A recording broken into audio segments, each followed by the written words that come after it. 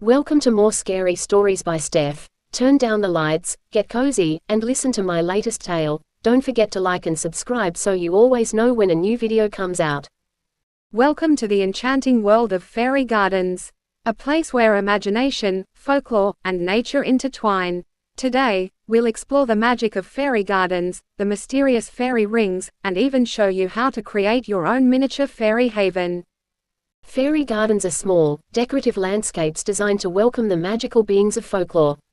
Often adorned with tiny furniture, delicate flowers, and winding paths, these gardens bring a touch of whimsy and wonder into any space. Some believe that if you create a cozy enough dwelling, fairies might just visit. Have you ever stumbled upon a ring of mushrooms in the forest? These are known as fairy rings, and legends say they are portals to the fairy realm. Some stories warn that stepping inside one might whisk you away to their world. And what about those small holes in tree trunks? Some believe they are secret fairy doorways, hidden in plain sight. While science explains fairy rings as a natural fungal growth, the folklore makes them all the more fascinating. Now, let's create our own fairy garden. Here's what you'll need: a shallow container or a small patch of garden space. Soil and moss to create a natural foundation. Tiny plants like ferns or succulents for a lush look. Miniature accessories, bridges, doors, and little fairy figurines. Pebbles or small stones to make pathways.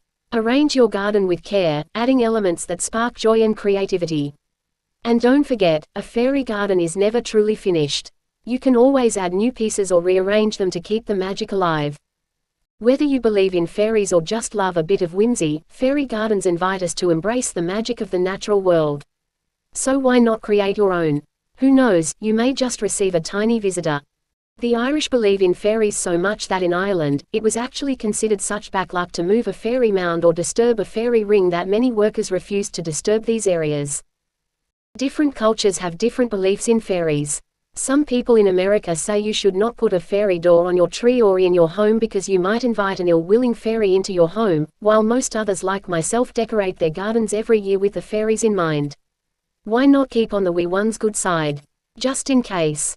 Since spring has sprung, and this is the time when the fairy folk come out, I'd encourage you when you go on that hike or take your dog out for their walk, maybe keep a keen eye out for any signs of them in nature. Some say if you have their favor, they will grant you a favor, besides making sure that your garden looks amazing. Though I would warn, some are said to be tricksters, and maybe just ask them to keep the animals away from eating your favorite garden flowers. I hope you enjoyed tonight's story. Let me know in the comments if you've seen things you can't explain.